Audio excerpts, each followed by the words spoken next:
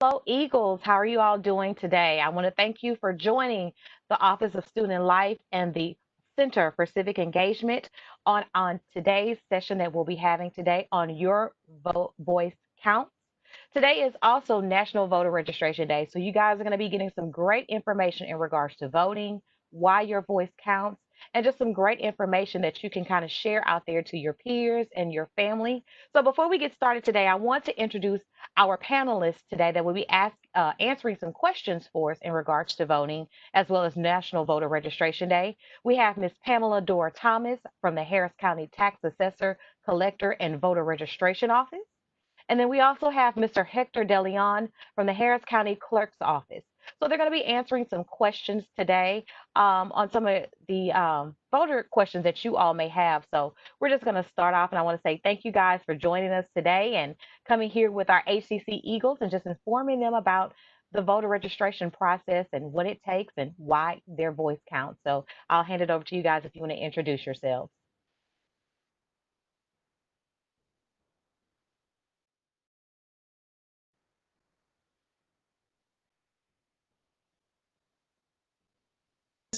And my duties of what I actually do is I am in voter registration, and I do the fun stuff. I go out in the community. I have a team.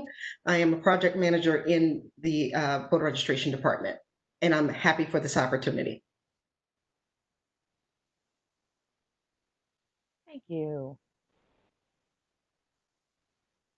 Hi, can you hear me? Yes, we can. My name's, as you said, is Hector De Leon, and I'm a public information officer and a senior elections official here with the Harris County Clerk's Office. And I, for a long time, have been involved in providing information to the public pertaining to voting.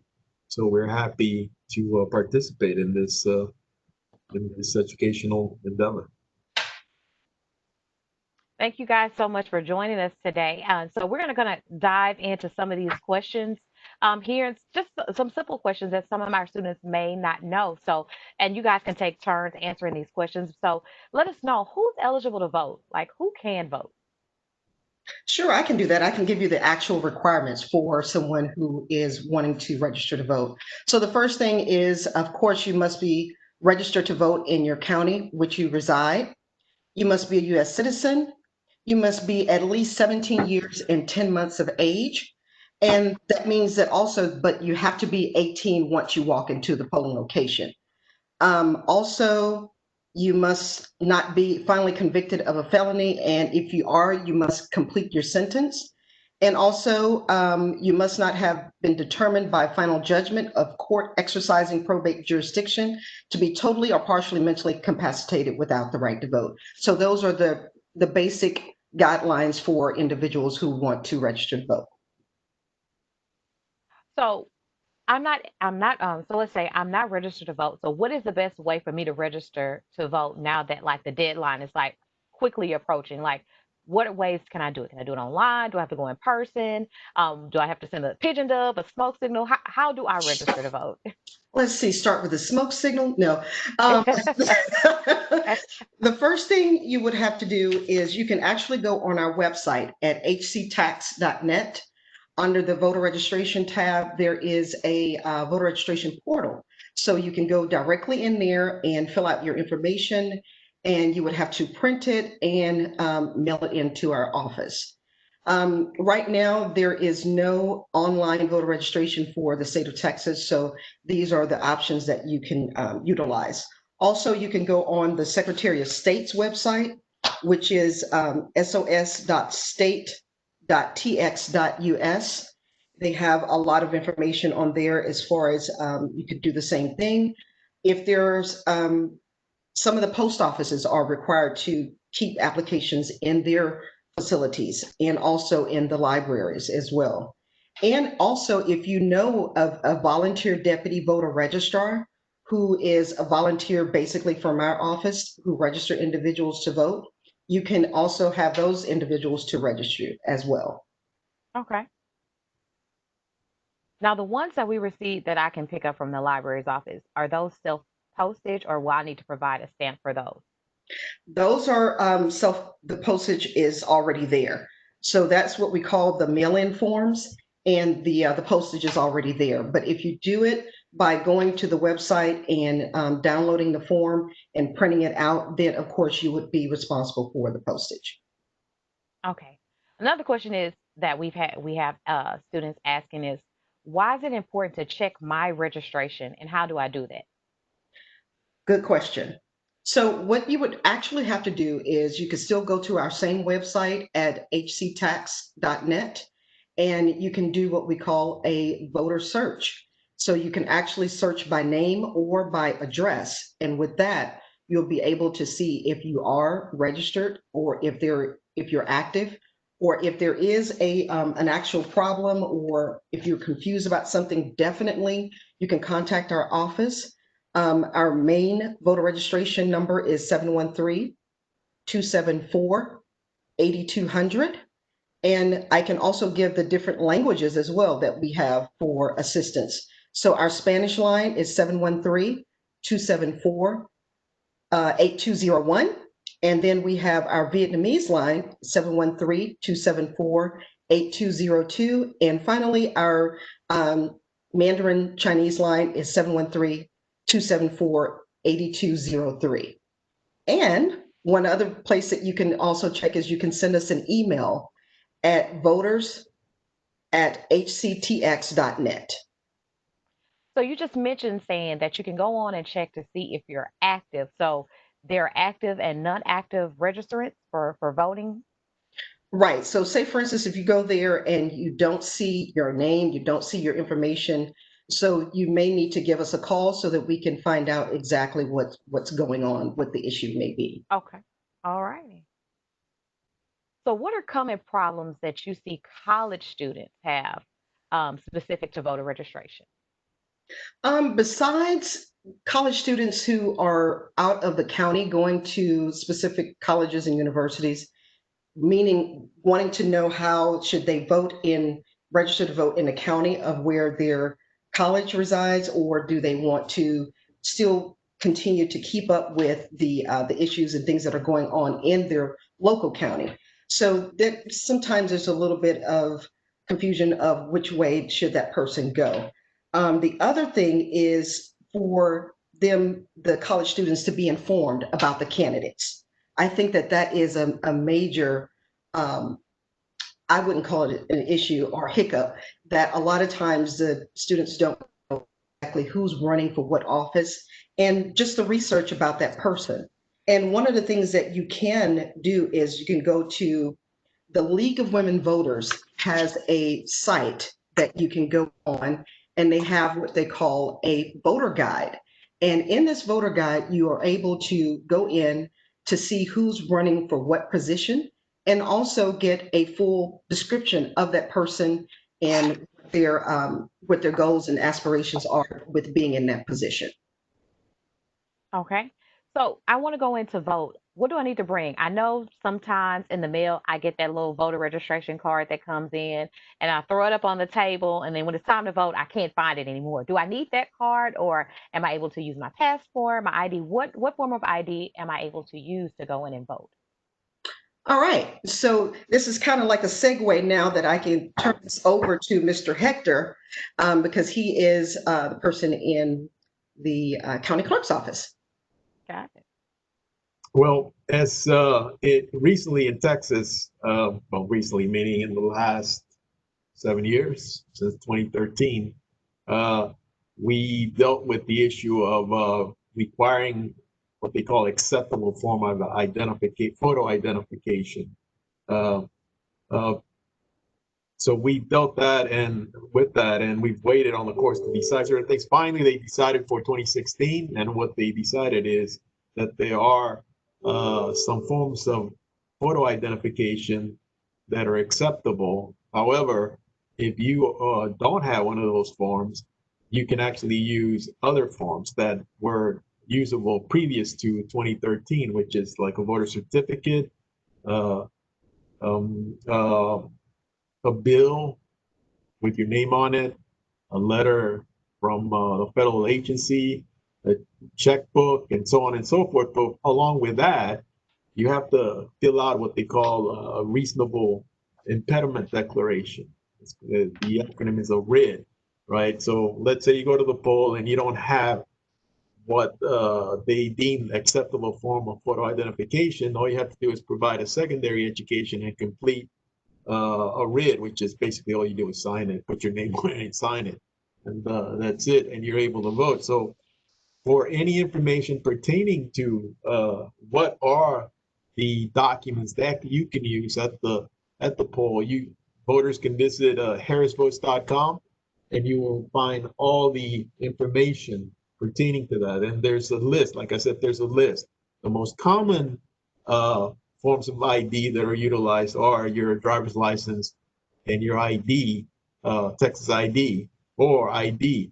And there's requirements pertaining to validity. For example, I don't think that they shouldn't be expired more than 4 years, I believe.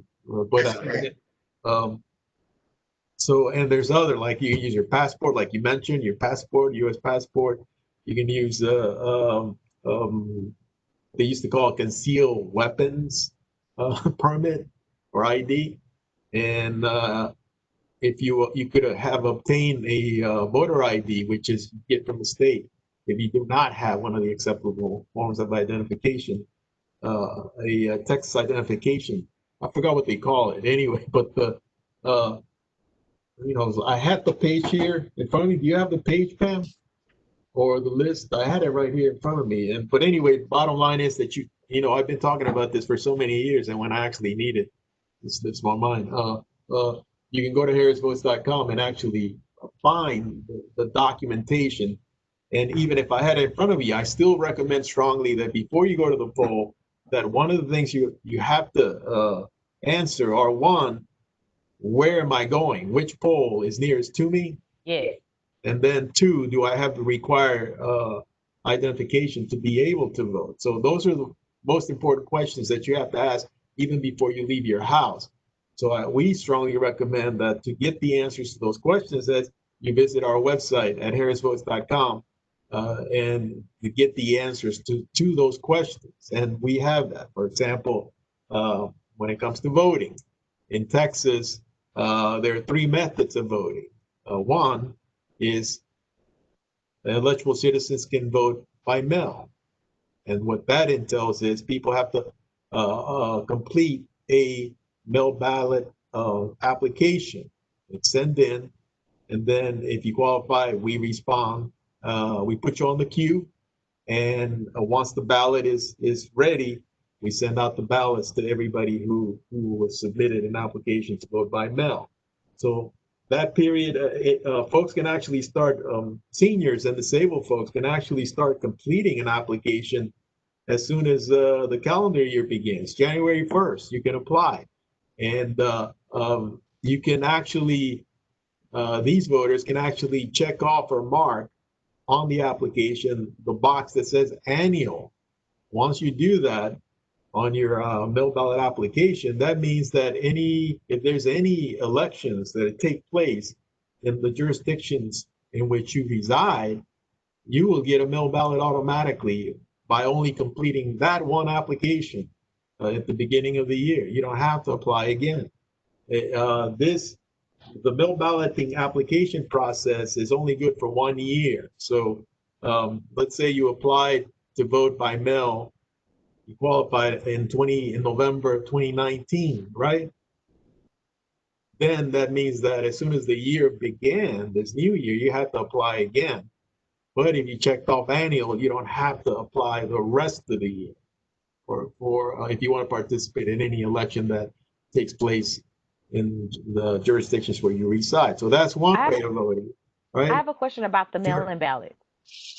I, so I know that we have some students who have parents and they take care of their parents who may be elderly or who may have some disabilities and they're having the mail-in ballot.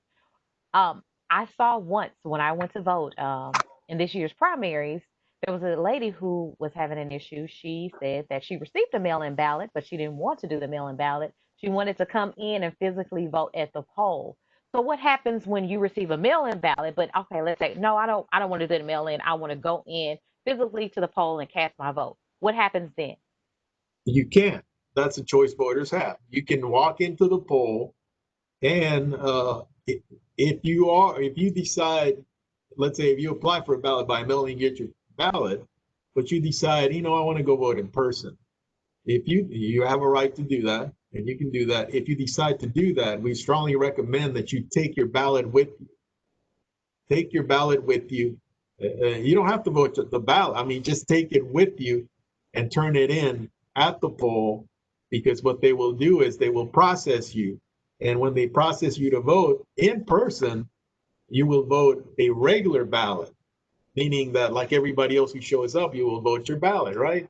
But let's say you don't have your mail ballot and you ask for a mail ballot, right? Then by law, the clerks have to process you provisionally. That means that you have to vote a provisional ballot, because if the clerks don't know whether you submitted your ballot already, that means that theoretically people would be voting twice. You see, so if you actually apply for a ballot by mail, it will be designated by your name that we will know that you requested a mail ballot, and there's a mail ballot out there for you. So it is strongly recommended that if you do decide, although in this instance, because of all the circumstances that are going on, we want you to use your mail ballot and send it in. Once you voted, send it in as soon as possible, right? So we can get it here at the election office as soon as possible. But if you do decide you want to go in person, we recommend that you take your mail ballot with you, so you'll be able to vote a regular ballot as opposed to voting a provisional ballot. Thank you. And then if I could just reiterate what the forms of ID that is needed. So of course, your Texas driver's license, your Texas ID, also an election ID certificate, or your Texas handgun license, US military ID photo, US citizenship certificate photo, and also a US passport. So those are the options. Okay. As in for polling locations, you talked about, different polling locations. Do I have to stick to the polling location that is in my neighborhood? That's Uh, based off of my address? well, let's continue. So the other methods of voting in Texas are during the early voting period, right? So in the any voter can show up to vote before election day during the early voting period. Each county designates so many early voting location sites for their county. In Harris County, this year we're going to have 120 early voting sites. And just in comparison, 2016 we had 46 early voting sites. So you can see the increased access that we're providing. It's historic. This year, Harris County is providing what I call historic access to the voting process. And we hope that voters respond in kind, that they will turn out in historic numbers. But we can only control what kind of access we're providing. So, and we're providing historic access to the voting process, right? So you can vote early. During the early voting period, you can go to any one of the early voting sites. You can choose any one, the nearest one to your home or the one closest to your job. Or if you're out on a Sunday exercising and at a park and you see an early voting site for Harris County and you are a registered voter in Harris County, you can utilize that location or whatever location you want. All you have to do is obviously be registered to vote with a voter registrar and in Harris County. And if it's a Harris County early voting site, you can go to any one of those. Now, previously in Harris County, well, let me put it in positive terms.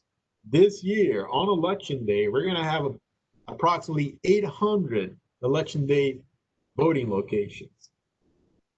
Any one voter can do the same as they did during the early voting period. That means that if you haven't voted during the early voting period and you want to vote on election day, you can go to any one of the 800 locations to be able to vote. That is new. And that is what we talk about, providing historic access. Previously, on election day, this is the first time this has been utilized at this scale, probably in any county in Texas.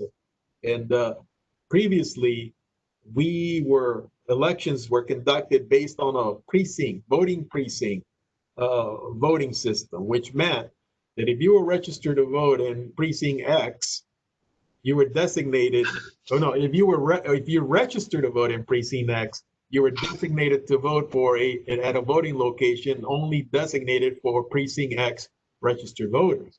You had to go to a location that was designated specifically for your area, your voting precinct. That is no longer the case.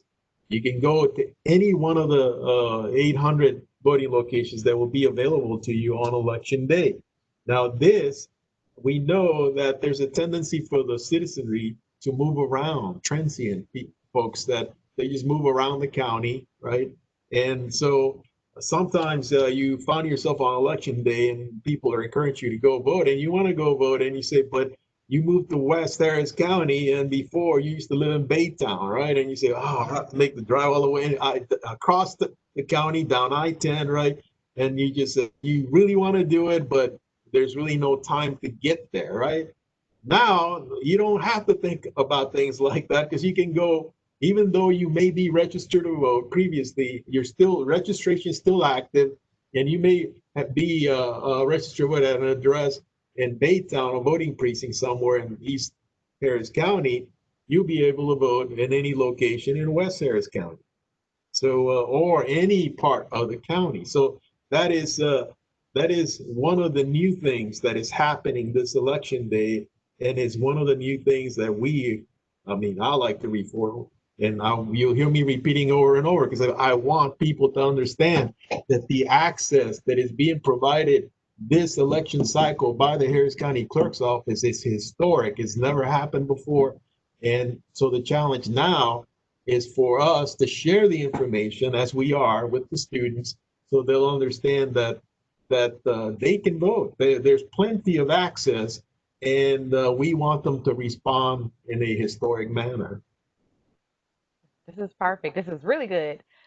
Seeing as how I was stuck in line for like 6 hours voting in the primaries in March at Texas Southern. I was one of the people there until wee hours of the night, standing in line to vote. So to say that this is happening and opening up is great, especially for us young people. I thought when I went out to vote, especially in the primaries, there was a great response of young people there ready and willing to cast their vote and get their voice heard. So this is great, especially for our students. Um, as some of our students are 17, just turned 18, and this is going to be their first time voting. What suggestions, tips, tricks, trips do you guys give to our students who may be first time voters? What I would say is you already have an advantage over older folks. There's a tendency because we have, although it's dated, electronic voting that we see sometimes older voters, first time voters, they go to the booth and they are afraid to touch the machine. You're not going to break the machine. I guarantee you that. And it's not a touch screen. It's a well, you'll see it when you get there. But I think we have, just as an aside, I think there's some video on YouTube that we have pertaining to the election equipment. So anybody that wants to know what kind of equipment we use, so you can familiarize yourself with it, you can actually Google Harris Votes and find a video that shows an example of somebody voting on an e-slate. So, but anyway, young people have no fear of technology. So on that end, I believe that you guys have an advantage. So, but I will say that that's one of the things you need to do is try to familiarize yourself with the equipment, with your ballot. That's one. The second thing is with your ballot. Every voter has a ballot style. That means that where you are registered to vote is connected. The residence where you're registered to vote is connected to political jurisdictions. That means that when you go to the poll, you're going to see contests that are connected to your residence. So you can go to harrisvotes.com and go to sample ballot, input your name, and find your individual sample ballot. You can print it out. What is going to appear on your ballot? You can print it out, look at it. You can vote it and fold it up and take it with you to the poll, so you'll know exactly what it is that you're going to do. So that's what folks, not just young people, but new voters can do. Familiarize yourself as much as you can with the electronic voting system to find out what's on your ballot, so you'll be ready. 3, study your ballot, and on this end, as Pam said, you can go to the League of Women Voters and find out if they collected information about the various candidates who are running for office. You can study up on who is actually seeking office, so you can make your decision as to who it is that you want to vote for, right? So the important thing is preparation, prepare.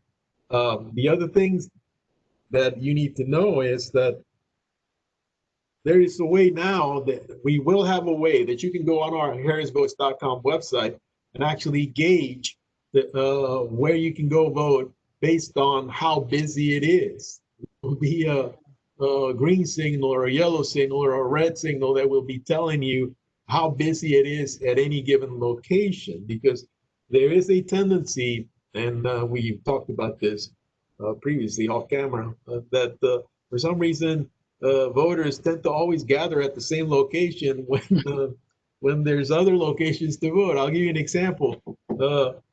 The busiest location to vote is one of the busiest is on West Gray, the Metropolitan Service Center on West Gray. And on election day, this election day, and I think for previous elections, it serves as an early voting site, right?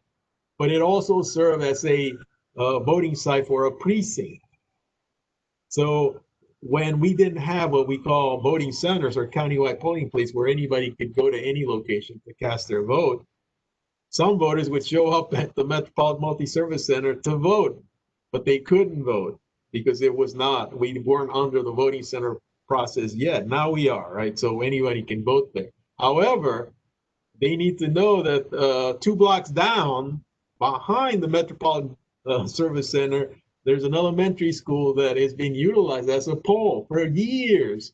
But and I think I forgot which election that we were trying to tell people they were in line at Metropolitan waiting patiently, but they were in line when theoretically and physically they could have just driven 2 blocks down and gone in and out And right, went right in. Yeah. location. So we need to be cognizant of those sort of things. But I think people to an extent enjoy being around other people that are like-minded and are excited about voting, and they want to share the experience. But if you are on a time schedule, use that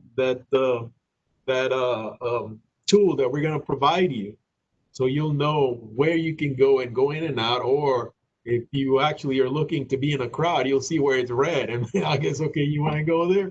That's up to you. As a voter, you're free to do what you want to do. But we have all these tools available for voters, and they can go to harrisvotes.com and find an answer to every question they may have about voting.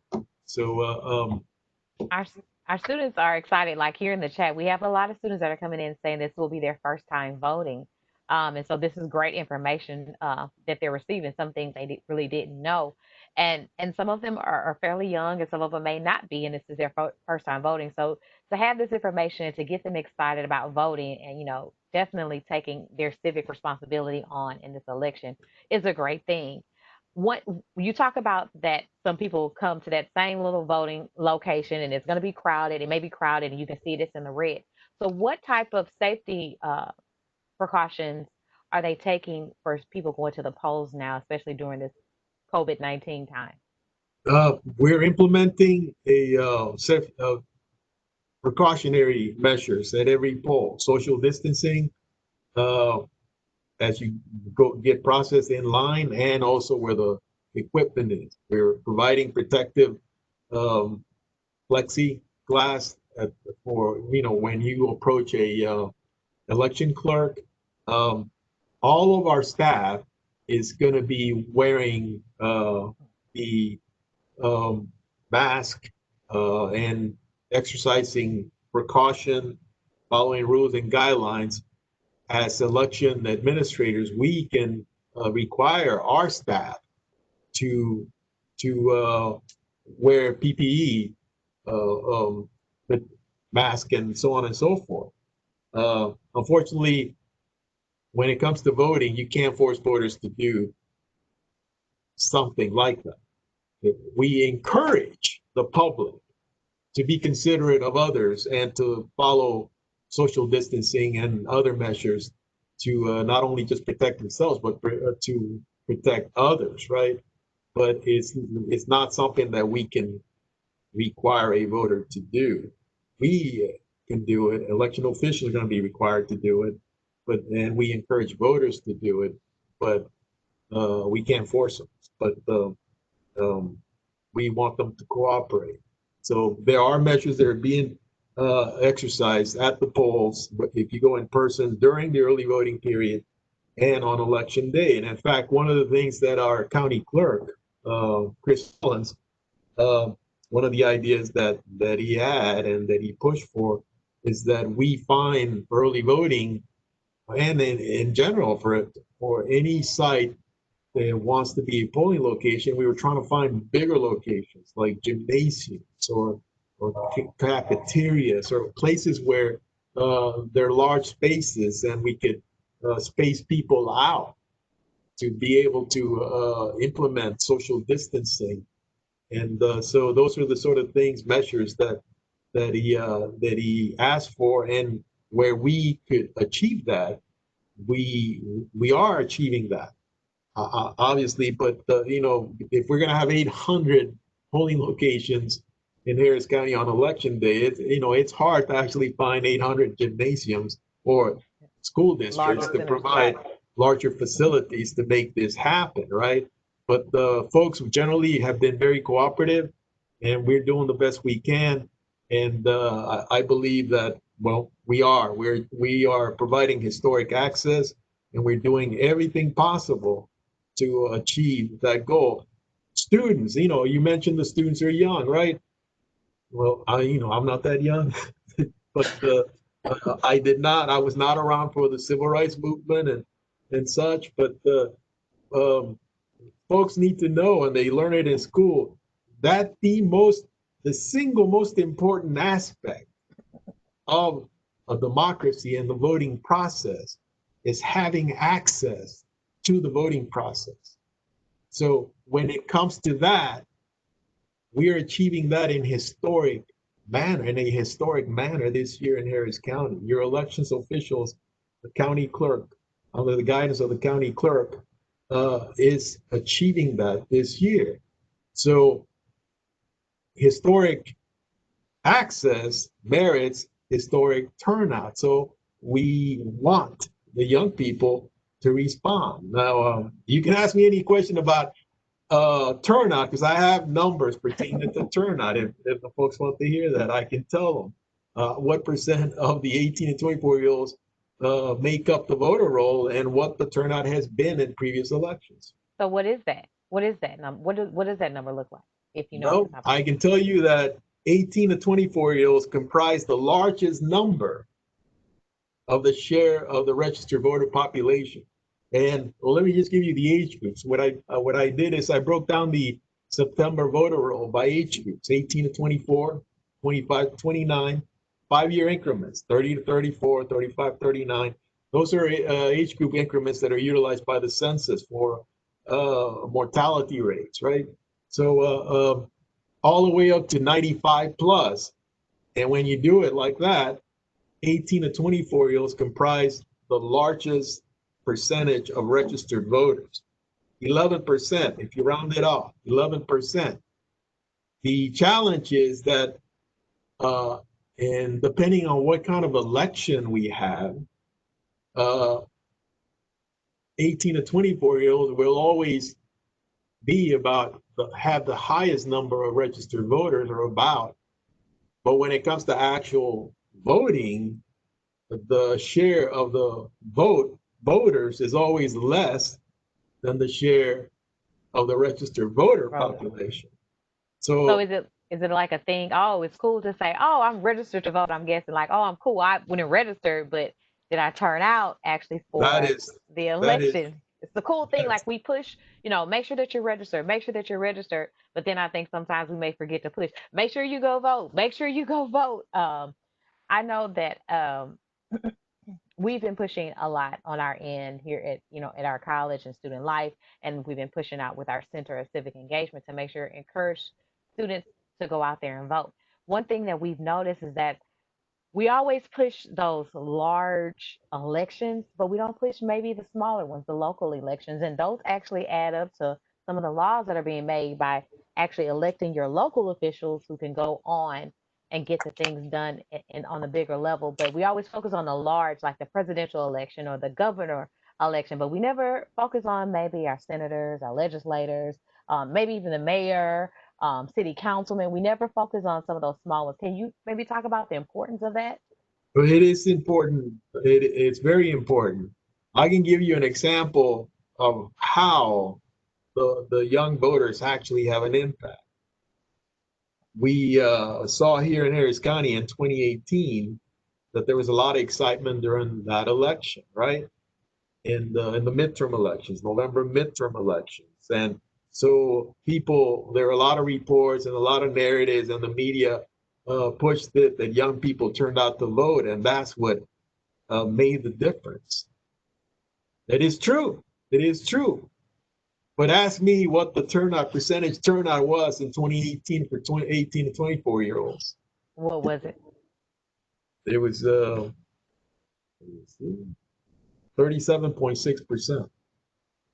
The turnout was 37.6% in 2018 for 18 to 24-year-olds.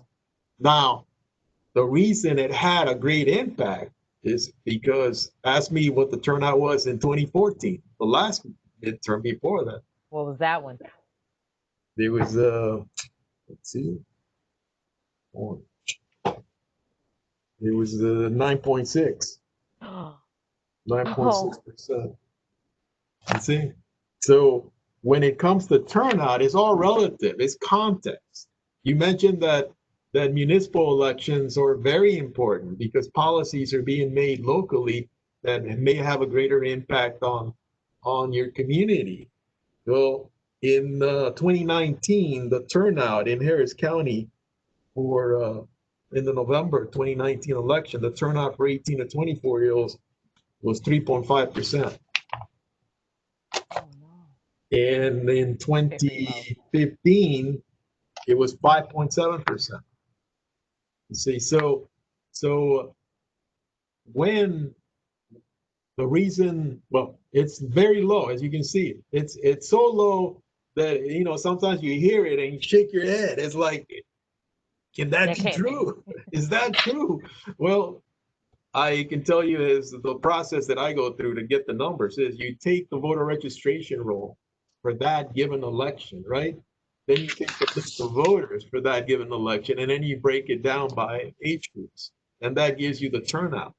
So these numbers are not based on surveys, and they're not based on exit polls. They're based on hard, concrete numbers where the voters are actually or the ones that are speaking. It's not an exit poll. It's not a survey.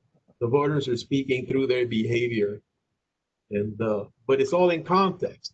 So let's say 18 to 24-year-olds turn out at 50% this time around, this election. That'll be historic.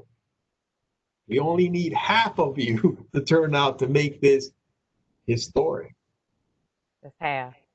So I know you talked about the different things that Harris County is doing and setting the precedent that we have 800 polling locations. You now can go vote at any of those locations. So is it true? And I don't know if I read this somewhere. Is it true that there will be a 24-hour polling location? Yes, there will be. I had it on the webpage here, looking at it. Well, let me find it. I can Yeah. intervene and let him know. So Early voting, of course, is going to start on October 13th, and it's going to run from 7 a.m. to 7 p.m. And then from October the 27th through the 29th, the polling hours are going to be from 7 a.m. to 10 p.m.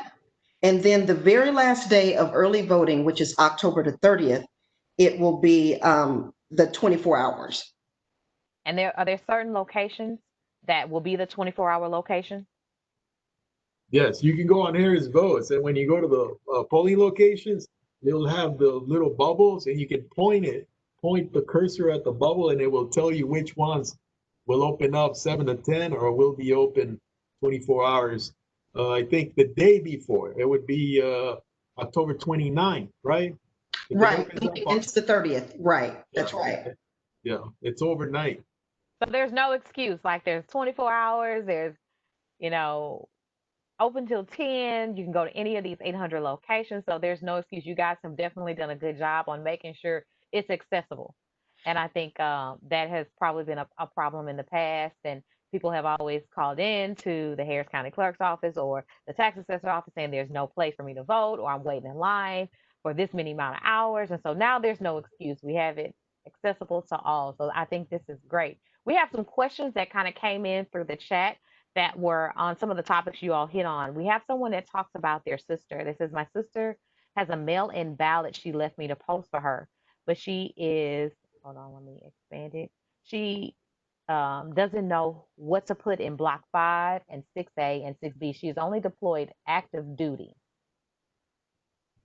She's a military and overseas. She's overseas, sir, and there is if you're military and overseas, you're going to vote by mail. However, you have to, for anybody that is voting absentee, because they're absent from the county, right? You complete every field that applies, especially where do we send you your ballot?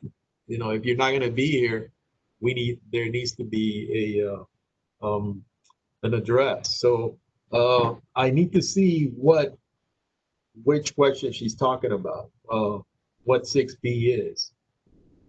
And if you can post that question in for us, who posed the question, if you can put the question in the chat so we can ask where the 6A, 6B question comes into play, where it comes in. And then someone asked, why doesn't the yard signs have candidate party affiliations on them anymore? Those are individual decisions that candidates make. But now that you bring that up, one of the most important things that people need to understand, and the reason we are pushing for people to prepare before you go to the poll, is that this year is going to be the first year that the straight party voting option is not going to be on the ballot. But folks do need to know that every candidate, their affiliation with a party is going to be beside their name. So whatever party they belong to, it's going to be noted right beside their name. So the only difference in the ballot is that you're not going to be able to say, well, I just want to vote straight party, all one party, bam, and I'm leaving, right? This time around, that's not going to be an option. So you have to go contest by contest and vote. Each contest, pick a candidate for each contest. And we encourage people to do that for every contest. Now, obviously, we can't force you to do that, but we highly encourage folks to go from top all the way to the bottom of your ballot and vote every contest.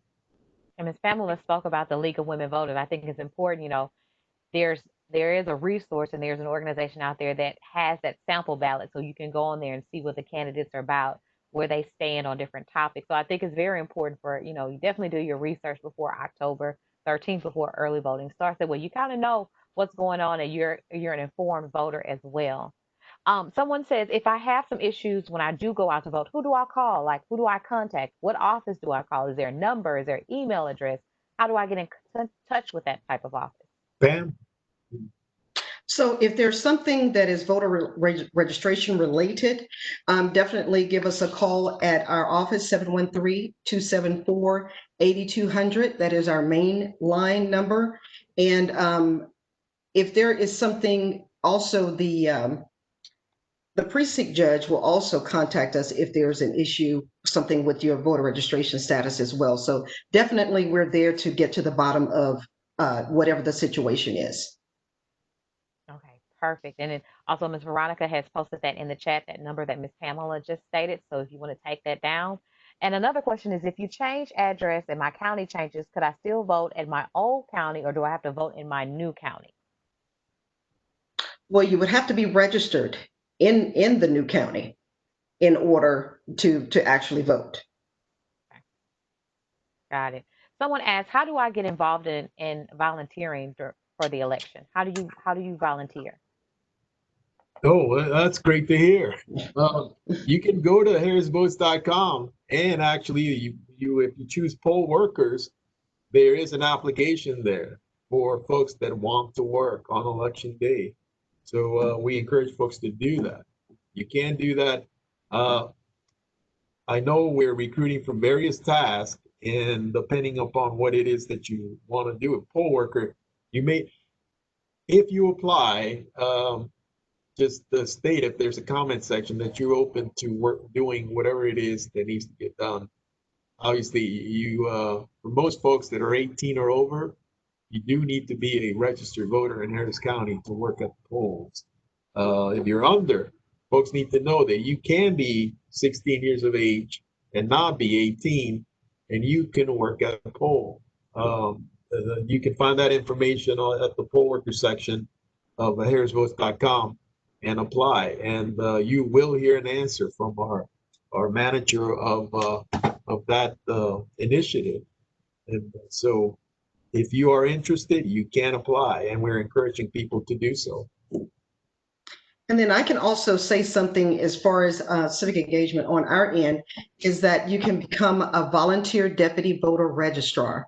And it is basically a training that you receive that's mandated through the Secretary of State, which you get a certificate of appointment and you actually go out to register people to vote. I believe last year and the previous years, I've worked with Ms. Regina Wilson, where we've had the United Student Council from all of the SGAs to come together, and they took a training last year so that they can filter out and register individuals on campuses for HCC, which was very successful as well. So definitely I would strongly encourage that, and you can have your own voter registration drives and be productive in your civic engagement. One thing I left out, and Dr. Reyna reminded me that in Harris County, the federal government requires that when it comes to voting, that we provide information in English, Spanish, Vietnamese, and Chinese. So when it comes to election day and election clerks at the poll, at the voting locations, we do need folks who speak English and one of those languages to serve as election clerks, or as they used to call them, poll workers. If you speak other languages, great. That's great. You used to let us know what those languages are, and we can help. Then we'll be more able to provide assistance to more voters who may not speak English or may be limited English proficient. However, the language that are required are Spanish, Vietnamese, Chinese, and English. All the other ones, it would be icing on the cake if we could get somebody who speaks a language that's spoken in Harris County at every poll. Now, that's a big challenge, but at minimum, we need Spanish, Vietnamese, and Chinese. Okay, great. I think all of our questions in our chat have been answered.